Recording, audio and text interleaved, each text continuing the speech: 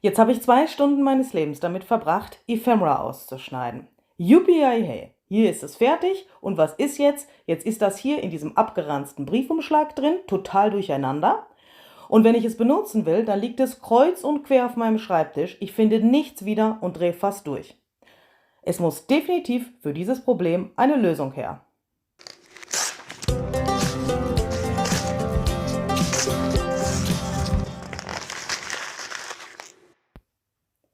Hallo ihr Lieben, Luise Heinzel hier. Schön, dass ihr wieder da seid.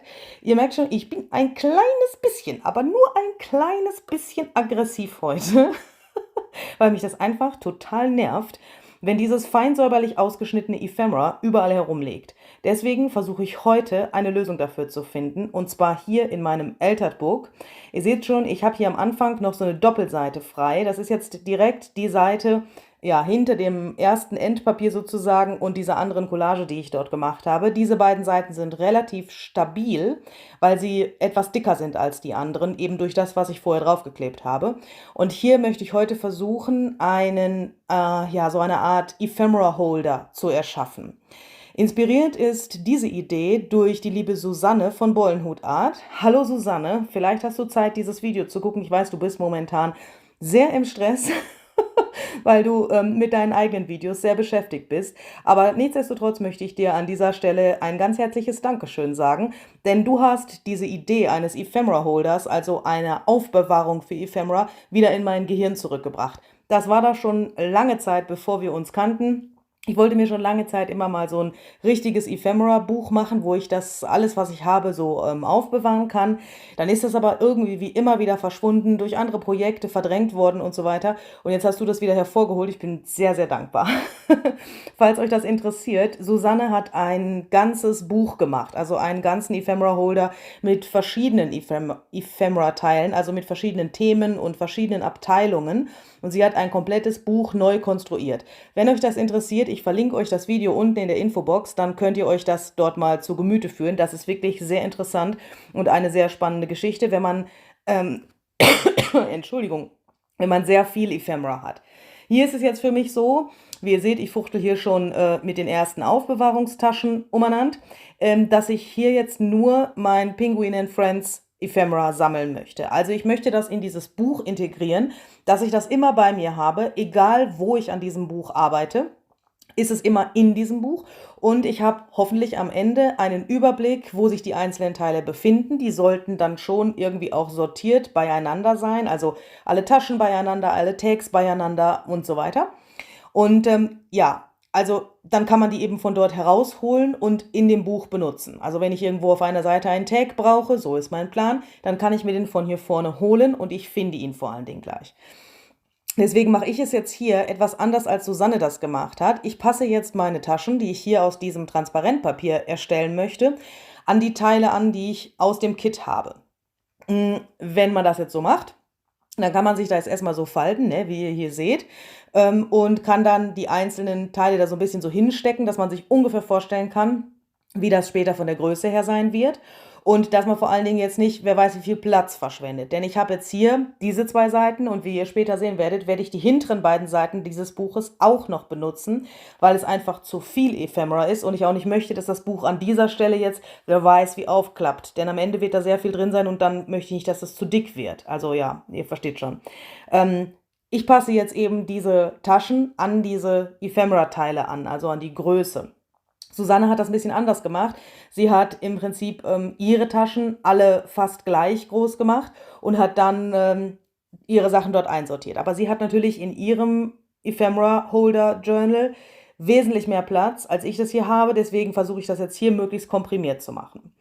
Für diese Taschen habe ich mir Transparentpapier genommen. Ich habe am Anfang, wie ihr gesehen habt, einfach eine Seite aus dem Kit in den Hintergrund geklebt, sodass ich durch dieses Transparentpapier und durch die Taschen noch ein bisschen was von dem Hintergrund sehe.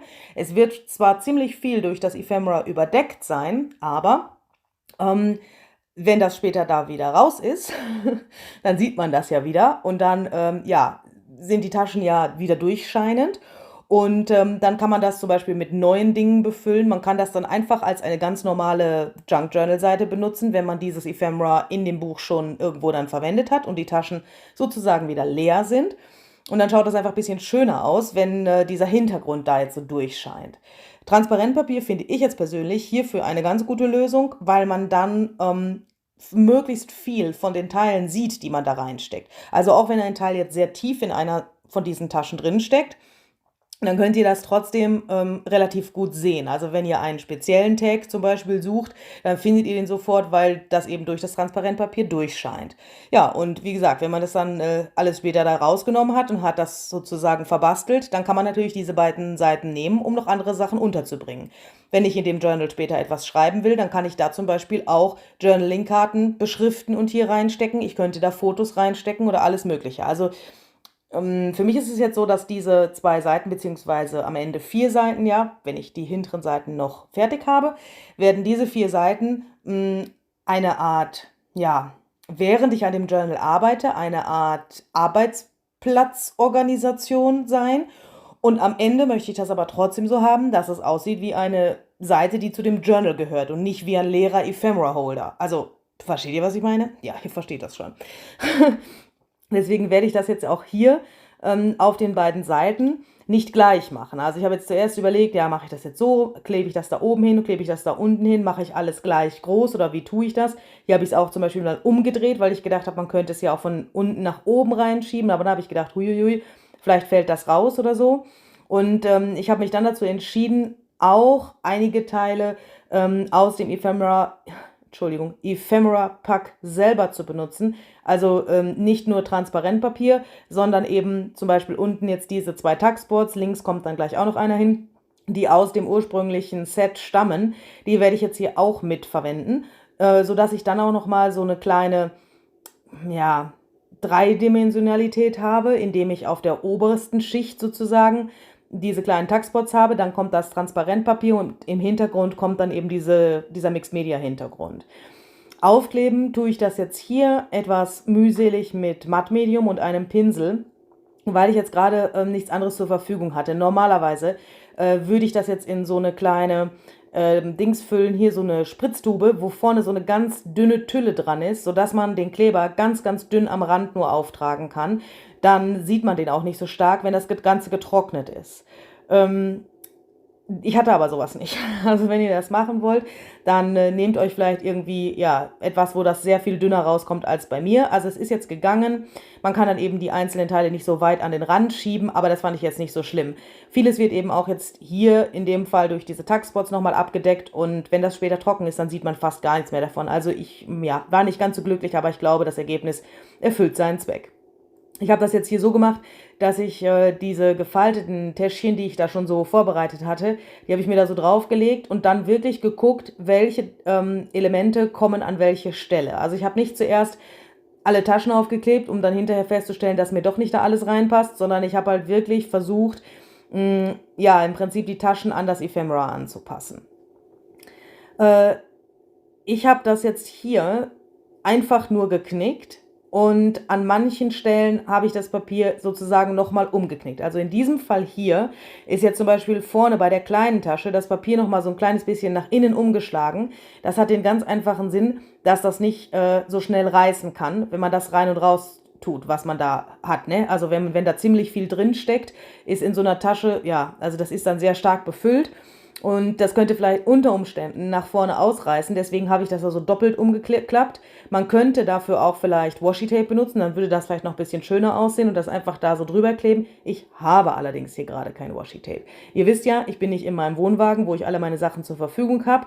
Deswegen kein Washi-Tape und hier diese Fummelei mit diesem Pinsel und dem Mattmedium. Ja, ihr werdet das mit Sicherheit mit den Materialien, die ihr zu Hause habt, so hinkriegen, dass das für euch so passt, wie ihr das so gerne hättet. Man könnte auf dieses Transparentpapier auch noch etwas stempeln, habe ich mir vorher überlegt und dann habe ich das aber sein gelassen. Das schaut sicherlich sehr, sehr cool aus, wenn auf Transparentpapier gestempelt wurde. Also ich finde das immer sehr schön, egal in welchen Farben und egal mit welchen Motiven, das schaut immer irgendwie schön aus. Aber ich wollte mir hier die Übersicht nicht zerstören. Deswegen habe ich das jetzt wirklich so simpel wie möglich gemacht und auf die Stempelei verzichtet. Ich denke mal, vielleicht später, wenn ich das Ephemera rausgenommen und verwendet habe und hier drin jetzt alltägliche Dinge stecken, wie Briefe, Fotos oder etwas anderes, also wenn diese Seite kein Ephemera-Holder mehr ist, sondern eine normale Junk-Journal-Seite geworden ist, Dann könnte ich mir unter Umständen vorstellen, dass ich da noch drüber stemple. Aber diese Möglichkeit besteht natürlich im Nachhinein immer noch. Wenn man das jetzt zu diesem Zeitpunkt schon macht, dann wird das sehr wirr. Also ihr seht schon, wenn ich das jetzt da reinstecke, jetzt stellt euch mal vor, da wären noch gestempelte Motive drauf, dann ja, könnte man die Tags nicht mehr so gut erkennen, dann könnte man vielleicht sogar meinen, oh, das ist da auf dem Tag gestempelt oder so, wenn man nicht mehr so richtig sieht, so wie ich. Könnte man da vielleicht durcheinander kommen. Deswegen habe ich mich jetzt hier für diesen simplen Weg entschieden. Aber ich finde, wenn man jetzt diese Sachen da reinsteckt, ich probiere das jetzt hier schon mal so ein bisschen aus, wie das so sich ausgehen könnte, dann schaut das trotzdem ganz interessant aus. Also wenn dieses Transparentpapier über dem Ausdruck ist von dem digitalen Papier, finde ich, schaut das total schön aus, wenn das da so ein bisschen so gemutet ist, also so ein bisschen, ne, das wirkt fast ein bisschen so Pastellfarben dann und das macht es auch nochmal irgendwie ein bisschen interessanter. Und wie ihr seht, passt da ganz schön viel rein. Also ich habe es jetzt erstmal gar nicht gedacht. Ich habe diese Taschen jetzt so aufgeklebt, dass ihr links oben und unten auch noch etwas hinter diese eigentliche Tasche stecken könntet von der Seite. Das habe ich jetzt erstmal nicht gemacht, weil es jetzt nicht notwendig war. Aber ich wollte mir diese Option offen halten. Und ich habe es jetzt hier auch schon so gemacht, dass ich das wirklich nach den Arten der verschiedenen Ephemera sortiert habe, also alle gleich großen Tags zueinander ja, eben die einzelnen Elemente, die sich von der Form her wiederholen, alle in die gleiche Tasche oder beziehungsweise zusammen irgendwo hingesteckt. Dann habe ich mir jetzt hier, diese Seite kennt ihr schon, diese letzten beiden Seiten genommen, wo wir neulich da mal diese Endpapiere aufgeklebt haben. Das hat jetzt den Vorteil, dass die rechte Seite natürlich gleichzeitig der Bucheinband ist. Also das ist da jetzt steinhart sozusagen, das ist richtig stabil. Und das ist natürlich sehr gut, wenn man da solche Dinge drin aufbewahren will. Ich brauche da, also kann da nicht so eine lackerige Seite gebrauchen, ich brauche da richtig Stabilität.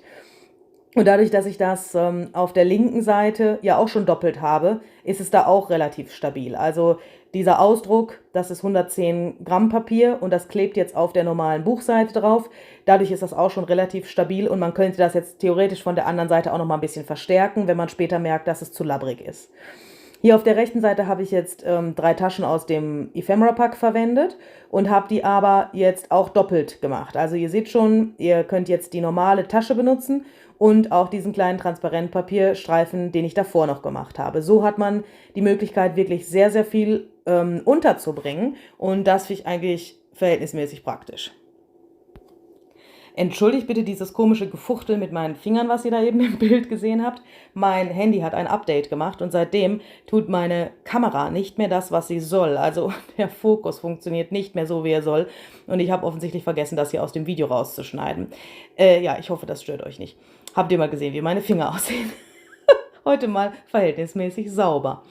Ja, also auf der rechten Seite zum Beispiel, da wo ich jetzt die Banner reingesteckt habe, habe ich die Banner extra mit diesen Spitzen nach oben gesteckt, sodass ich das erstens leichter rein und raus kriege, dann verknicken mir diese Spitzen da nicht und ich sehe sofort, dass das die Banner sind. Also nur mal so zur Information, warum ich das falsch rum, also eigentlich falsch rum reingesteckt habe. Und jetzt mache ich das hier wirklich auch so, dass ich mir das genau anpasse an das, was ich da hineinstecken möchte.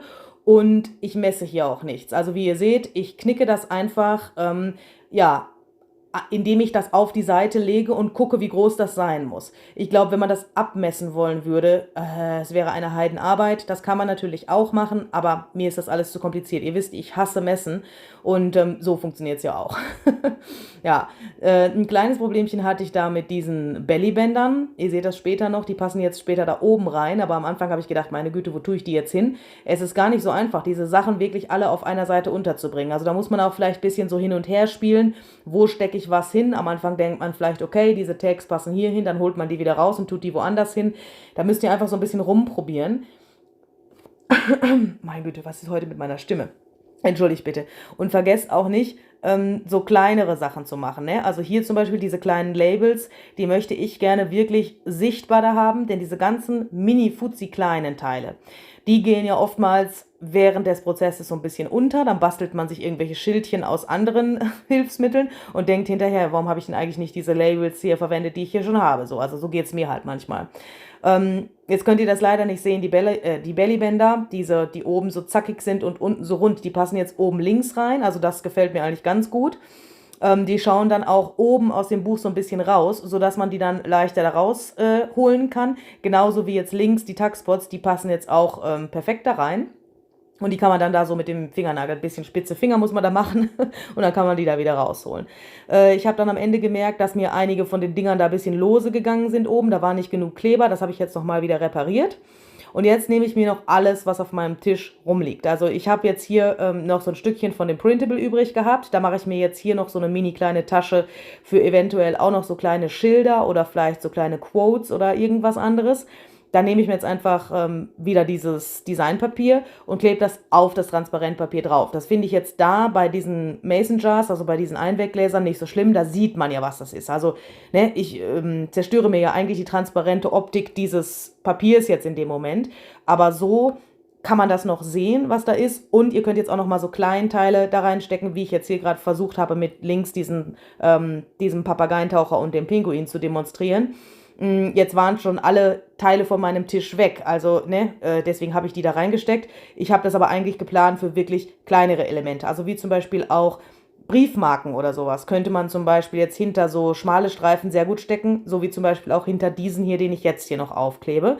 Denn warum soll ich hier mir den Platz verschwenden? Das macht ja keinen Sinn.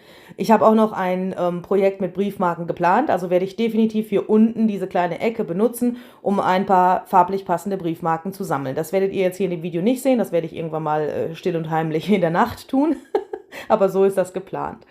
Und auch hier vorne auf diesem Tuckspot, auf diesem kleinen Dreieck da, habe ich mir jetzt hier noch diesen transparenten Streifen aufgeklebt, um eben einfach diesen Platz auf dem Dreieck nicht zu verschwenden. Besonders groß dekorieren werde ich das natürlich nicht, also das seht ihr ja schon, ich habe die Teile einfach nur so aufgeklebt, ohne irgendwelche Dekoration. Das kann man ja wie gesagt später machen, wenn das Ganze wieder raus ist aus diesen Taschen und das benutzt ist und man andere Sachen reinsteckt, kann man ja immer noch dekorieren.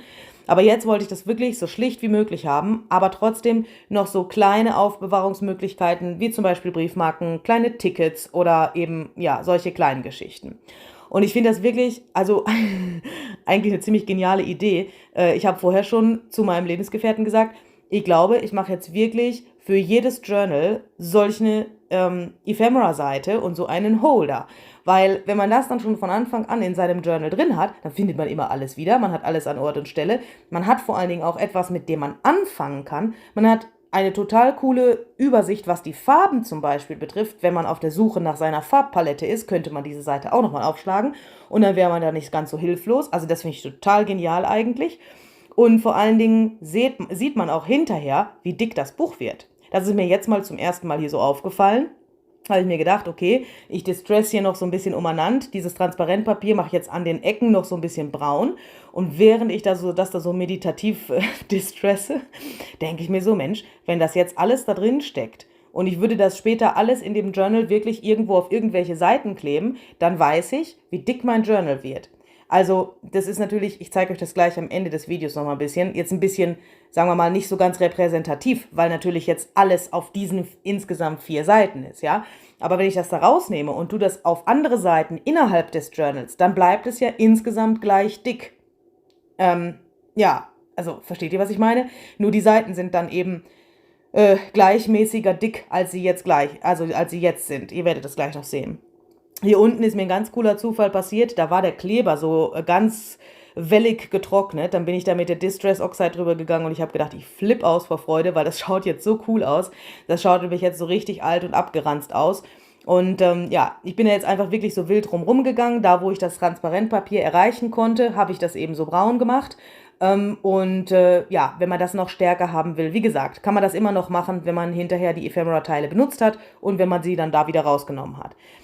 Übrigens, ich hatte alle Teile schon vorher ganz leicht distressed. Also die Taschen auf der rechten Seite zum Beispiel, die aus dem Kit sind, die waren schon vorher distressed. Aber ja, das könnt ihr ja machen, wie ihr möchtet. So, und wenn ihr das jetzt zuschlagt, dann seht ihr schon, das ist jetzt vorne und hinten ziemlich dick. Aber ich sehe, wie weit mein Buch aufspringen wird. Ja, ich hoffe, dieser Tipp hat euch gefallen. Ich hoffe, wir sehen uns beim nächsten Mal. Bis dahin, alles Gute. Auf Wiedersehen.